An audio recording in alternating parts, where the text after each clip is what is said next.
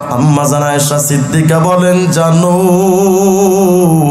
একদিন আমি কুমতু যাতা লাইলাতিন আতলুবুন নবিয়্যা, একদিন আমি ঘুম থেকে জেগে, আমার পাশেই তো নবী ঘুমানো ছিলেন, আমি আয়েশা ঘুম থেকে জেগে দেখি আল্লাহর নবী আমার পাশে শুয়ে। ঘুম থেকে জায়গা দেখি নবী নাই, নবী কই? আমি আয়েশা খুঁজতে খুঁজতে মায়ার নবীর তালাশে জান্নাতুল বাকির কবরস্থানে যখন গেলাম, ফাওয়াজাতুহু বিল বাকি, যায়া আমি আয়েশা সিদ্দিকা জান্নাতুল বাকিতে গিয়া দেখি আল্লাহর নবী কাইমান ইয়াকুলু ইয়া রাব উম্মতি ওয়া সাজিদান ইয়াকুলু ইয়া রাব উম্মতি। আমি যায়া দেখি জান্নাতুল বাকির ভেতরে কবরস্থানে দাঁড়ায়া মায়ার নবী একবার দাঁড়ায়া আরেকবার সিজদায় যায়া আল্লাহকে বলছেন, ও আল্লাহ আমার উম্মতরে মাফ করে দেন। যে নবীর শরীয়ত আসলে শরীয়ত না, পীর সাহেব যেটা বলে ওটাই শরীয়ত। নাউজুবিল্লাহ। তারা একটা গান বানাইছে, কি কয়? মুর্শিদ মুর্শিদ যে করছে জপ,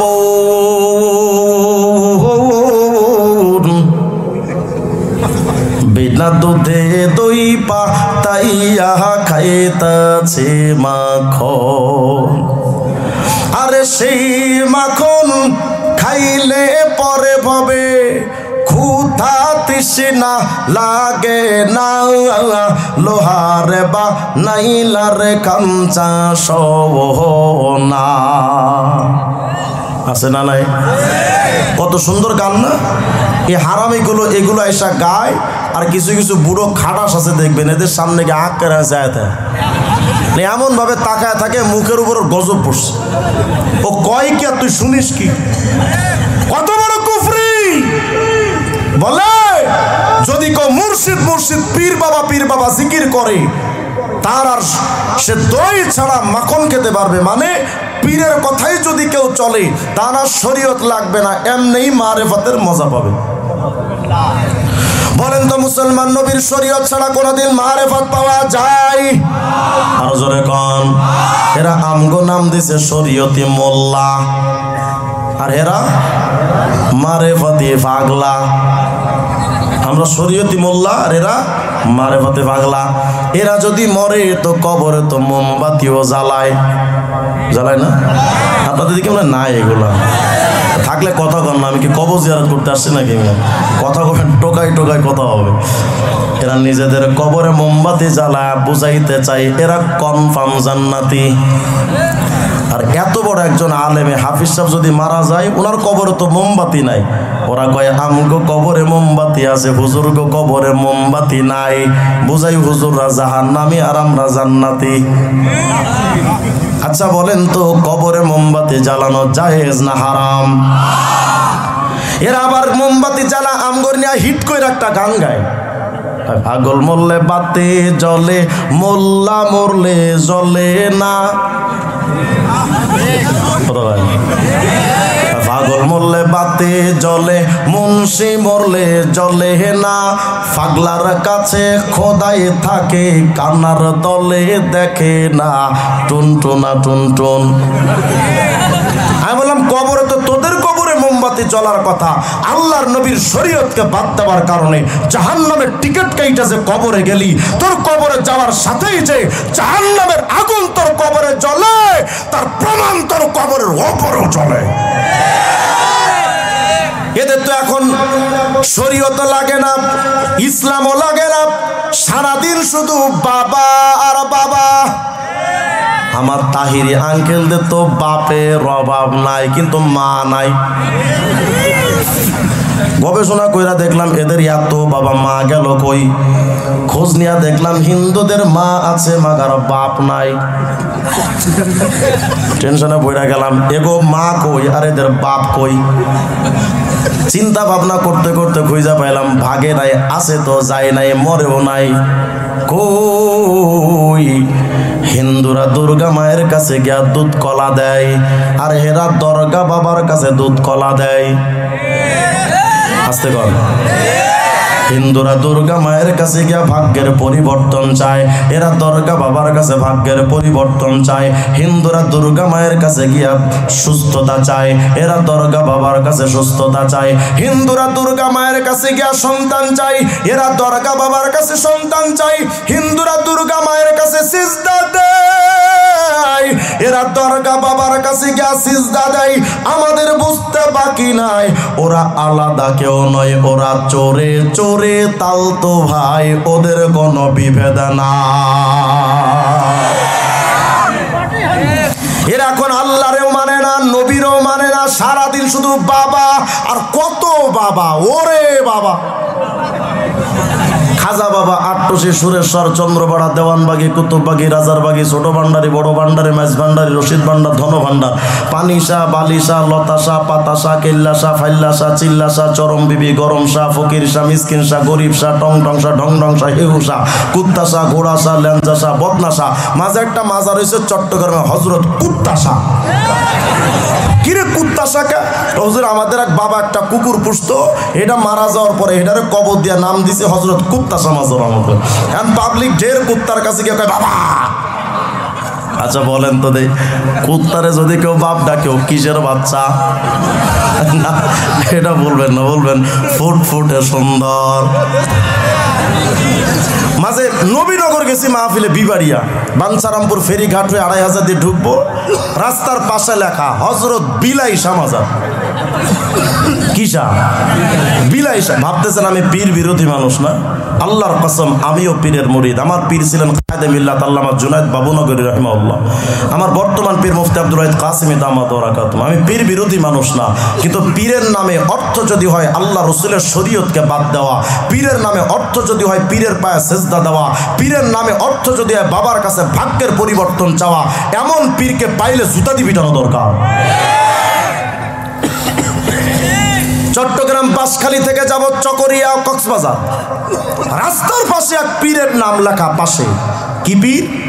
হে হুসা। ভাবা যায় এদের পীরের নাম হে হুসা। আর কিছু কিছু মানুষ আছে দেখবেন এখন সমাজের নামাজ আবিষ্কার করছে, আল্লাহু আকবার। এই হেহুসা আর এদের নামাজের কাইফিয়াতে আলাদা কোনো তরিকা দেখি না। কথা কয় না? এরা নিজেদের বাবার কাছে গিয়া সন্তান চাই, বাবার কাছে ভাগ্যের পরিবর্তন চাই। বাবা জিকিরও করে বাবার নামে। বলেন ইসলামের বাকি আর থাকলো কি? সেজদাও দিল, বাবার নামে জিকিরও করলো, বাবার শরীয়ত মানলো, তো ইসলামের এদের মধ্যে আর বাকি থাকলোটা কি? বলেন আমার, আছে কোনো বাকি? এরা জিকির করে বাবার, আর মাঝে মধ্যে কিছু পাগল আছে কার জিকির করে নিজেরাও জানে না। দেখবেন কি জিকির, হ্যাকু হ্যাক, এটা কি? আচ্ছা বলেন, এই হ্যাকু কি কোনো পীরের নাম, কোনো খাবারের নাম? এটা কি? আমি আজ পর্যন্ত এটার কোনো অর্থ খুঁজে পাই না। হাফিজ ভাই পাইছেন?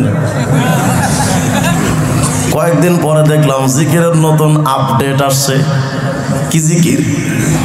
মুর্শিদ আমার উজুরে সাকিবলা, কি মহিমা জাহানে, গলায় মালা পরাইয়া ধীরে ধীরে টাঙানে, হিমহে হিমহে। এক বক্তায় দেখে ঠাট্টা করে কয় হিমে, কয় না, কয় ডিম দে ডিম। আচ্ছা বলেন তো এটা কিসের জিকির? গত কয়েকদিন আগে আবার দেখলাম ময়মনসিংহে ফুলপুরে এক রেসবির পাগল বেরিয়েছে, জিকির আমদানি করছে, এমন জিকির যেন বিদ্যুতে ক্যাতকুত মারে। কি জিকির?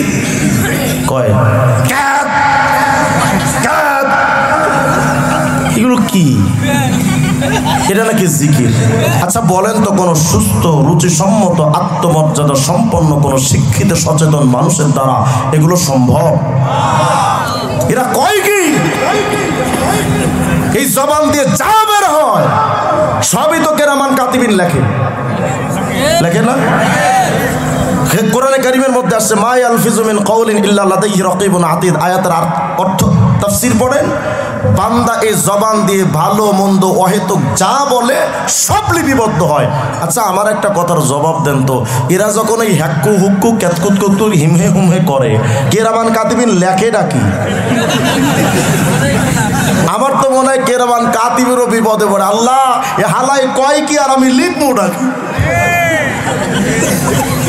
নাউযুবিল্লাহি মিন যালিক। জিকির হবে কার?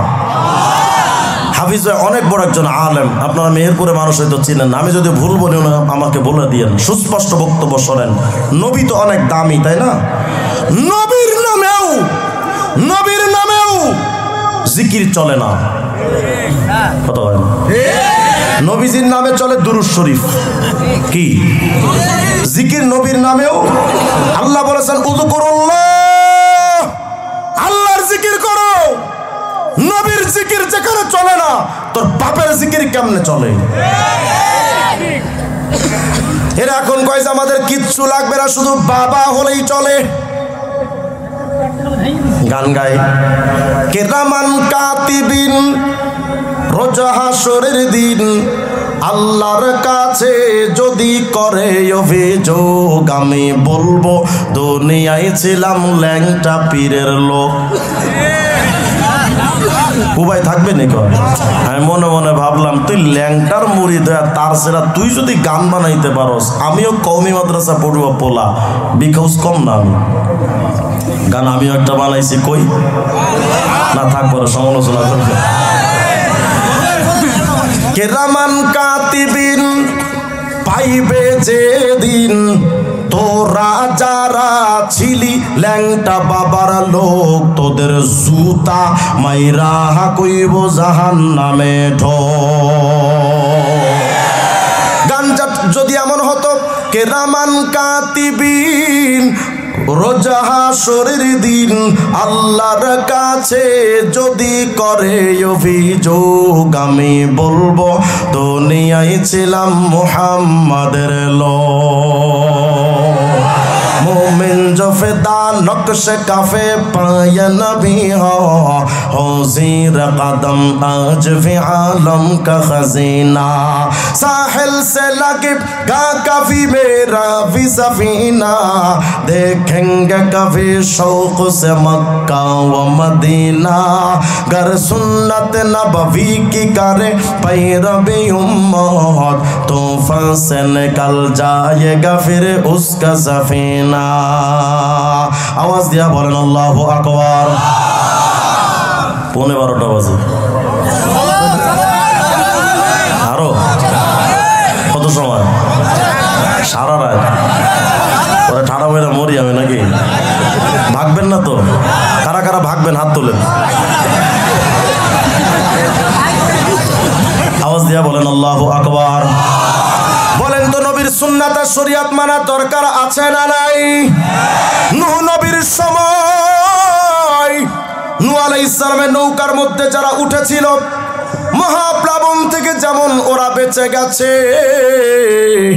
এই উম্মতে মুহাম্মদী শোনো, তুমি যদি তোমার ব্যক্তি জীবন থেকে পরিবার সমাজ রাষ্ট্র ব্যবস্থায় যদি নবীজির সুন্নাত আর নিয়ম কানুন যদি মেনে নিয়া নবীর সুন্নাতের নৌকায় যদি ওঠো, নূহ নবীর নৌকায় উঠনেওয়ালা উম্মত যেমন বেঁচে গেছে, সুন্নাত নামক নৌকায় উঠনেওয়ালা উম্মত কিয়ামতের সকল বিপদ থেকে বেঁচে জান্নাতে ঢুকে যাবে। হযরত আব্দুল্লাহ ইবনে আব্বাস বলেন, ইয়াউমা তাবিয়াজ্জু ওয়ুজুহু আহলি সুন্নাতি ওয়াল জামাত। হযরত ইবনে আব্বাস বলেন, শুনো, দুনিয়াতে যে উম্মত দুইটা জিনিস মানবে, এক নাম্বার নবীজির সাহাবা, এক নাম্বার সাহাবা, তৃতীয় নাম্বার নবীজির সুন্নাত। হযরত আব্দুল্লাহ ইবনে আব্বাস বলেন, সুন্নাত আর সাহাবা এই দুইটা জিনিস যারা মেনে কবরে যাবে, কিয়ামতের ময়দানে নবীদের চেহারা থেকে যেমন নূর চমকাইতে থাকবে, সুন্নাত আর সাহাবা মাননেওয়ালা উম্মতের চেহারা থেকে কিয়ামতে নবীদের মতো নূর চমকাইতে থাকবে। তাহলে বলেন তো নবীজির সুন্নাত মানার দরকার আছে না নাই? দুনিয়ার মানুষ তুমি আমি নবীরে মানলাম না, যেই নেতারে মানলেন বিপদে পড়লে বঙ্গভবন থেকে ওই নেতা হেলিকপ্টারে ওইটা মামু বাড়ি দিল্লি পালাই, কথা হয় না? তার অনুসারীদের খবর লয় না। মামুর দেশে, দাদার দেশে, স্বামীর দেশে বসে বসে এখন দেশকে অশান্ত করার জন্য তুম করে লেলিয়ে দেয়। ওরা কিন্তু এসি রুমে আছে, কথা হয় না? মানে মরলে তোরা মর, আমরা ভালো থাকি, কথা হয় না? এই হলো তোমার নেতা। তোমার নেতাদের কণ্ঠে দুইটা আওয়াজ, ভোট নোট। নেতারা কয়টা জিনিস চায়? ভোট, নোট, বুঝেননি? টিয়া টিয়া, এই দুইটা ছাড়া তোমার নেতার কণ্ঠে আওয়াজ রয় না। কিন্তু তোমার নবী যে এত মায়ার নেতা, মাঝে মধ্যে তো এমন হতো আল্লাহর নবীর গভীর রাত্রে নবীজির চোখে ঘুম আসতো না। এমন হতো আল্লাহর নবী ঘুম থেকে উঠে জান্নাতুল বাকির কবরস্থানে যায় আল্লাহ নবী একা একা দাঁড়িয়ে আল্লাহকে বলতেন, ও আল্লাহ আমার উম্মতরে মাফ কইরা দেন না, আল্লাহ আমার উম্মতরে মাফ করে দেন। সুবুলুস সালাম কিতাবের 30 নম্বর পৃষ্ঠার বর্ণনা। আম্মা জান আয়েশা সিদ্দিকা বলেন, জানো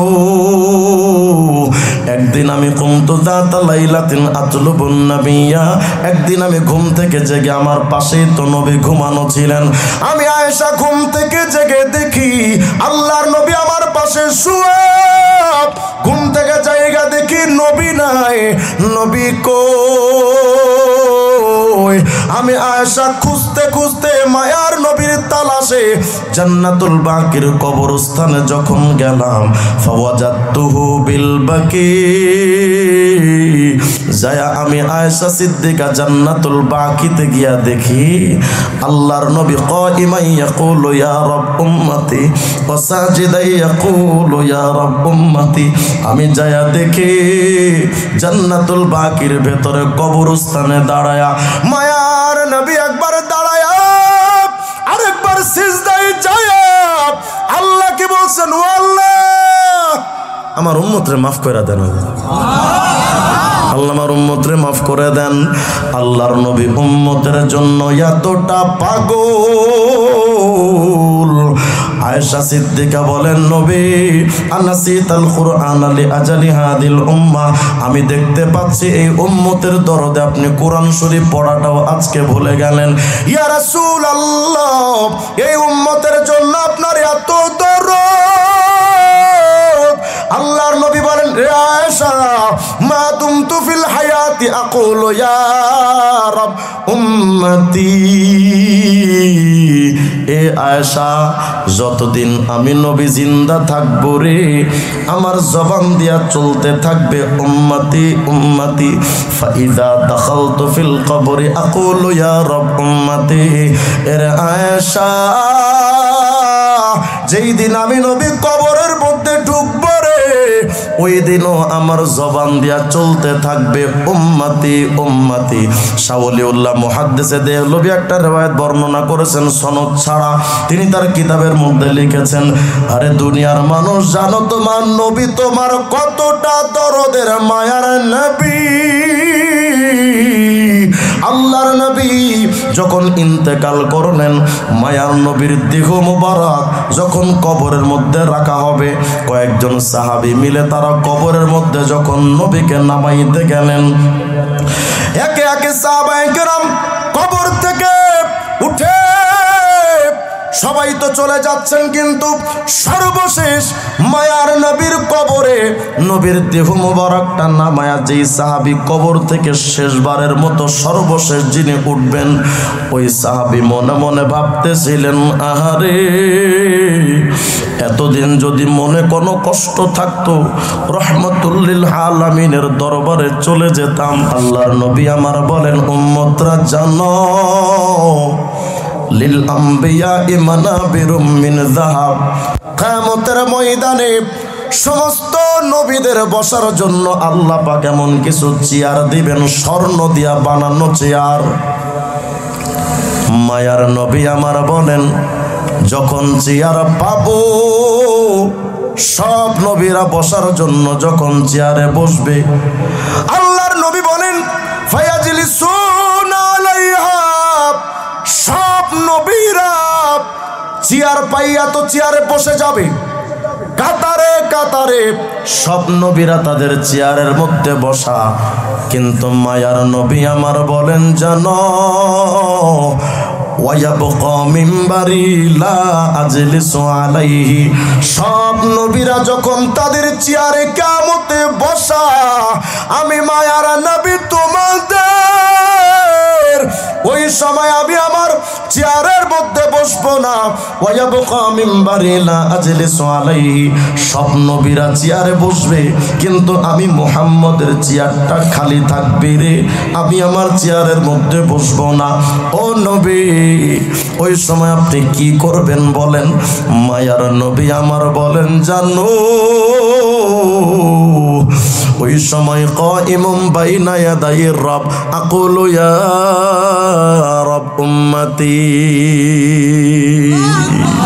আমি ওই সময় আল্লাহর সামনে দাঁড়ায় বলবো, আল্লাহ আমার উম্মতরে ভিক্ষা দেন। আল্লাহ আল্লাহ নবী যেন বোঝাতে চাইবেন, আল্লাহ নবীরা সম্মানের চেয়ার পাইয়া দেখো বসে গেছে, ওরা নিজেদের নিয়ে ব্যস্ত, কিন্তু আল্লাহ আমি আমার শুধু নিজেকে চাই না, আমি ওই সম্মানের চেয়ার চাই না, যেন নবী বলবেন, ও রব আমি আমার পরিবার নিয়েও ভাবি না, আমার ফাতেমার নিয়েও ভাবি না, আমার হাসান হুসাইন রে নিয়েও ভাবি না, আল্লাহ শুধু তোমার কাছে ভিক্ষা চাই, আল্লাহ আমার উম্মত রে মাফ কইরা দেন। আল্লাহ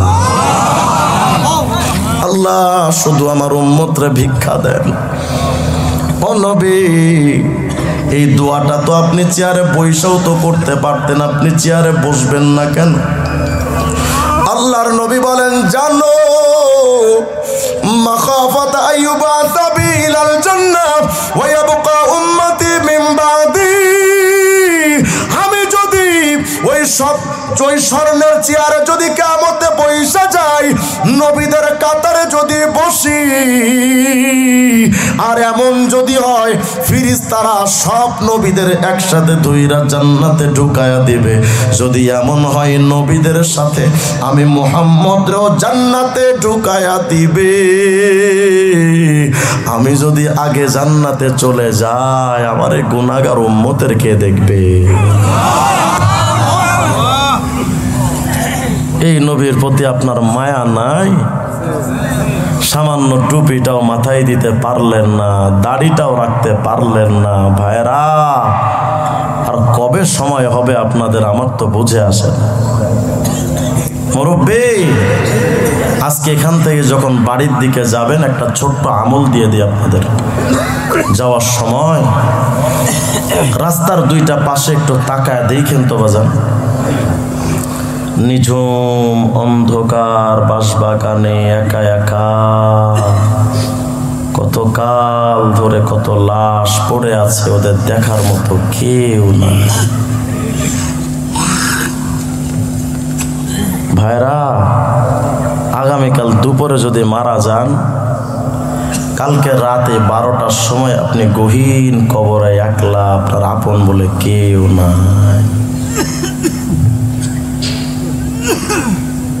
এই যে দাড়িগুলো মুরব্বী আপনাদের সাদা, এই সাদা কালার তো বাজান দুনিয়ার কোনো রঙিন কালার নয়, এই সাদা কালার তো আপনার কাফনের কাপড়ের কালার।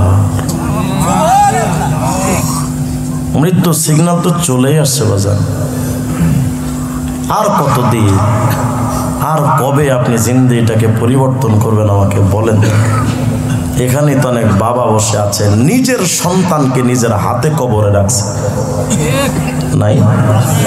যদি না থাকে তো বাস আমার দিকে তাকান। আমি এমন এক হতভাগা বাবা, আমি আমার নিজের বাচ্চার লাশ আমি নিজের হাতে কবরে রেখেছি। আমার বাচ্চার জানাজা আমি বাবা ইমামতি করে নিজে পড়িয়েছি। এই তো হায়াত, এই তো হায়াত। হেফাজতের মামলায় যখন আমাকে কারাগারে নিছে, রিমান্ডে যখন নিয়েছে, তো রিমান্ডের দ্বিতীয় দিন আমার পরিবার আমাকে দেখতে আসছে ঢাকার ডিবি কার্যালয়ের প্রধান কার্যালয় মিন্টো রোডে।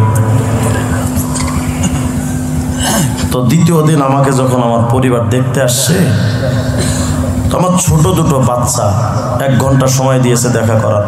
যখন ওরা চলে যাবে, তো আমার বাচ্চা, ছোট বাচ্চাটা আমার কাছে গিয়া বলতেছে, আব্বু দোয়া করেন চলে যাচ্ছে। আচ্ছা বলেন তো সময় কেমন লাগে? আমি বাবা, আমি কারাগারে যাবো আর ওরা বাড়ি যাবে, আমার বাচ্চা আমার কাছে বিদায় নিতে আসছে। ওই সময় অনুভূতিটা বোঝানো যায় না যে কতটা কষ্টের। তো যখন ওরা, আমি বাবা তো অন্যদিকে ফিরে, আমার চোখ থেকে টপ টপ করে পানি পড়তেছে। বাচ্চা বা চোখের পানি দেখলে ওদের বেশি মন খারাপ হবে, অন্যদিকে ফিরে কাঁদতেছে। তো যখন ওরা চলে আসতেছিল, আমাদের পেছনের দিকে তাকিয়ে ভাবতেছিলাম, আহারে জানি না কতদিন পরে তোমাদের সাথে আমার আর দেখা হবে। ওই দৃশ্যটা মনে হলে আজও খুব খারাপ লাগে। আর ভাবি, দুনিয়ার সামান্য কিছুদিনের এই বিচ্ছেদ, এই দূরত্ব যদি আমাকে এতটা কষ্ট দেয়, ভাইরা আগামীকাল দুপুরে যদি মারা যান, সন্ধ্যার আগে আপনাকে আমাকে নিয়া ওই গহীন কবরে ফেলে রেখে চলে আসবে, আর জীবনে কারোর সাথে দেখা হবে। কিন্তু কবরে যে আপনি যাচ্ছেন, কি সামানা নিয়ে রওনা হয়েছেন বলেন? আজও পর্যন্ত এই দাড়িটা কাটেন, ছাটেন, এক আল্লাহর ওলি স্বপ্ন দেখতেছেন বিশ্বনবীর বুক থেকে রক্ত গল গল করে পড়ছে। ও নবী, আপনার বুকে রক্ত কেন? নবী আমার বলেন, আমার উম্মত যখন তায়েফে রক্ত ছড়ায়, উহুদে দান, আমার উম্মত যখন তাদের মুখে দাড়িতে খুর আর বেলেট লাগায়, এই খুর বেলেট ওদের মুখে লাগার আগে কেমন জানি আমি মদিনাওয়ালার কলিজার মধ্যে ঢুকে যাই। ভাইরা, অনেকে মনে করেন দাড়ি রাখা সুন্নাত, মিথ্যা কথা, টাটকা মিথ্যা কথা। এখানে হাফিজ ভাই আছেন, আমি ভুল বললাম না, আমাকে শুধরে দিয়ে। আমি দাড়ির উপরে কয়েকশো কিতাব তাহকিক করেছি। আহলে সুন্নাত জামাতের কেউ লেখে নাই দাড়ি রাখা সুন্নাত। সবাই তাদের কিতাবে লিখেছে দাড়ি রাখা সুন্নাত নয়, সুন্নাত তরিকায় দাড়ি রাখা ওয়াজিব। অন্তত এক মুষ্টি, এক চুল পরিমাণ যদি এক মুষ্টি থেকে ছোট করেন, 24 ঘন্টা জিনা করলে যেমন গুনাহ, তেমন কবিরা গুনাহ হতে থাকে। 24 ঘন্টা। এখন আপনি যে কবরের দিকে যাচ্ছেন, অন্তত দাড়িটা তো নিয়ে কবরে যান। নবীজির সামনে তো দাঁড়াতে হবে, দাঁড়ানো লাগবে না? একটু প্রস্তুতি নিয়ে তো কবরে যান। নবীজির সুন্নাত মানার দরকার আছে না নাই? আমি একটা সুন্নাত আপনাদের শেখায় দিই, ছোট্ট করে দিব, যেহেতু মাহফিল শেখার জায়গা। আমার সাথে সবাই বলেন, যে কোনো ভালো কাজ ডান দিক থেকে করা সুন্নাত। বলেন, আবার বলেন, আবার বলেন। নবীর আশিক হওয়া লাগবে তো নাকি? বলেন। হুজুর আকরাম আলাইহিস সালাম বলেন, মান আহাব্বা সুন্নতি ফাকাদ আহাব্বানি। শোনো, যে আমার সুন্নাতকে মানবে সে আমাকে মহব্বত করে। তাহলে নবীকে মহব্বত করার সিস্টেম হলো নবীর সুন্নাত মানা, ঠিক না? তাহলে আজকে থেকে আমরা কিছু সুন্নাতের আমল নেওয়া যায়। যে কোনো ভালো কাজ ডান দিক থেকে করা সুন্নাত, ঠিক তো? আচ্ছা বলেন তো, পোশাক আশাক পরা ভালো কাজ না খারাপ কাজ? ভালো কাজ। তাহলে পোশাক যখন আপনি পরবেন, তখন আগে কোন হাত? বাম হাত। কোন হাত? ডান হাত দিয়ে পোশাক পরা সুন্নাত। যেহেতু আমার হাত একটা তো ঢুকানো লাগবেই, লাগবে না? তাহলে আজকে থেকে নবীজির তরিকায় আগে ডান হাত ঝুঁকাবো ইনশাআল্লাহ। পায়জামা, লুঙ্গি বা ইত্যাদি পায়ের যত পোশাক আছে পরার ক্ষেত্রে আগে কোন পা? ডান পা। তবে পায়জামা বা পায়ের পোশাক পরার ক্ষেত্রে বসে পড়া সুন্নাত, মনে থাকবে ইনশাআল্লাহ। আর খোলার ক্ষেত্রে কোন সাইড? বলেন না কোন সাইড? বাম সাইড। পরার ক্ষেত্রে ডান সাইড, খোলার ক্ষেত্রে বাম সাইড। জুতার ব্যাপারে একই মাসালা, জুতা না পরাও যেহেতু ভালো কাজ, জুতা পরার ক্ষেত্রে আগে ডান পা জুতার মধ্যে ঢোকাবো। আজকে এখান থেকে আমরা যখন উঠে যাব একেবারে নতুন, আজকে এখান থেকেই নগদে নবীজির সুন্নাতের আমল শুরু করতে হবে ইনশাআল্লাহ। জুতা যখন আমরা পরবো বলেন তো আগে কোন পা? কোন পা? ডান পা। তাহলে এখান থেকে যখন উঠবেন আগে কোন পা দিবেন? ডান পা দিব, মনে থাকবে তো ইনশাআল্লাহ। আচ্ছা, মসজিদ, মাদ্রাসা, মসজিদ ভালো জায়গা না খারাপ জায়গা? ভালো জায়গা। যখন ঢুকবেন আগে কোন পা? আর বের হওয়ার সময় বাম পা। টয়লেট, বাথরুম ভালো জায়গা না নোংরা? যখন ঢুকবেন আগে কোন পা? বাম পা। এই তো বুঝে গেছেন মাশাআল্লাহ। এই কয়েকটা সুন্নাত, বেশি সুন্নাত দিলে আবার ভুলে যাবেন, দরকার নাই। এই অল্প কয়েকটা সুন্নাত মানা যাবে তো ইনশাআল্লাহ। আচ্ছা, আর বাকি খাওয়ার সুন্নাত, শোয়ার সুন্নাত, ওযুর সুন্নাত, গোসলের সুন্নাত, আরও অনেক সুন্নাত আছে। এই সুন্নাতগুলো শেখার জন্য ছোট বাচ্চাদেরকে কওমি মাদ্রাসা, নুরানি মাদ্রাসায় দিবেন। আর বয়স্ক মানুষ যারা আছেন আপনাদের জন্য একটা ভ্রাম্যমান মাদ্রাসা আছে। এই মাদ্রাসার নাম হলো তাবলিগ জামাত। কি জামাত? তাবলিগ জামাত। তাবলিগ জামাতে গেলে দেখবেন গোল করে বসা, খাওয়ার সুন্নাত, শোয়ার সুন্নাত, ওযুর সুন্নাত, গোসলের সুন্নাত শিখায়া দেয়। যাবো তো ইনশাআল্লাহ। তবে নিশ্চয় আলেমদের সাথে, কোনো খুনিদের সাথে নয়, মনে থাকবে ইনশাআল্লাহ। আল্লাহ আমার ভাইদের তৌফিক দান করেন। ইসলাম নিয়ে চলেন। রাসূলুল্লাহ সাল্লাল্লাহু আলাইহি ওয়াসাল্লাম এত মায়ার নবী। বাংলাদেশে একটা সংগঠন আছে, আমি তাদের নাম নিব না, তারা তাদের আকীদা নামক বইয়ের 19 নম্বর পৃষ্ঠার মধ্যে লিখেছে, নবী মুহাম্মদ আজও পর্যন্ত রহমতুল লিল আলামিন হতে পারে নাই। বলেন এরা কি মুসলমান না বেঈমান? আরো জোরে কোন, আরো জোরে কোন। এরা বলে আজও পর্যন্ত নবীজি, আজও পর্যন্ত তার ইন্তেকালের আগে নবী তার দায়িত্ব পরিপূর্ণ করে কবরে যেতে পারেন নাই। বলেন এরা মুসলমান না বেঈমান? এরা যখন তাদের দলে কাউকে সদস্য বানায়, আপনি তাদের ওয়েবসাইট যদি ঘাটেন, তাদের বই যদি পড়েন, তাদের সদস্য পূরণ ফরম যেটা আছে, ফরমটা যখন আপনি পূরণ করবেন তো দেখবেন এটার মধ্যে লিখে রেখেছে যে সদস্য হওয়ার আগে আমি এই অঙ্গীকার করিতেছি যে এই প্রচলিত ইসলাম থেকে আমি বের হয়ে গেলাম, হিজরত করলাম, বের হয়ে গেলাম, এই ইসলামের সাথে আমার কোনো সম্পর্ক নাই। আচ্ছা, এখন আপনি আমাকে বলেন, যারা সদস্য বানানোর আগেই তার সদস্যদেরকে নিজেদের সদস্যের মধ্যে আনার আগেই ইসলাম থেকে বের করে মুরতাদ বানায়, তারা মুসলমানদের বন্ধু না দুশমন? বলেন মুসলমানদের বন্ধু না দুশমন?